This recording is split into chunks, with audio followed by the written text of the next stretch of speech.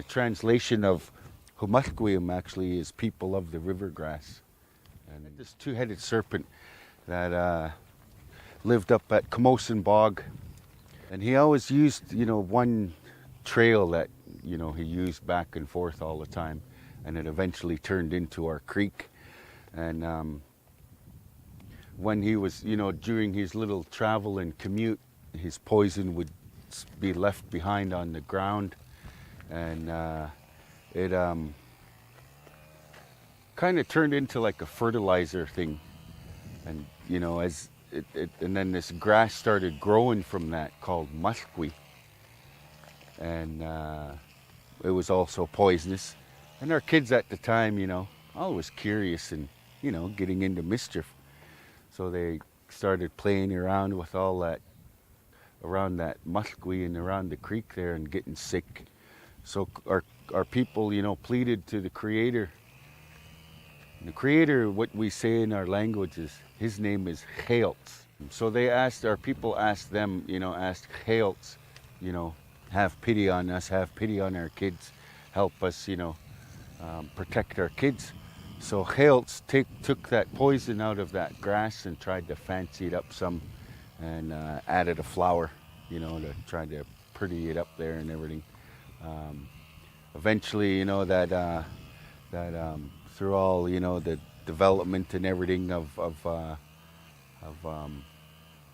this area, that grass come extinct to us. So it's no longer here. But it used to, wherever he would travel, wherever he would, touch ground with his body, that's where that grass would grow. And that's how we got our name, Musqueam, from that grass called Musqueam. And the translation of Musqueam actually is people of the river grass.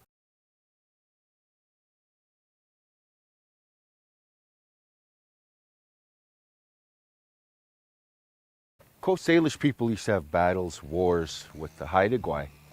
And the Haida-Gwaii used to come down from their territory, come down to Coast Salish territory and try and steal our women. So, you imagine our battles were really brutal. We used to have young warriors out at the point, out by UBC, by the museum actually, Point Grey. Have our warriors camped out there, and we'd, tell them, once you guys see who's coming into our territory, come down here and let us know.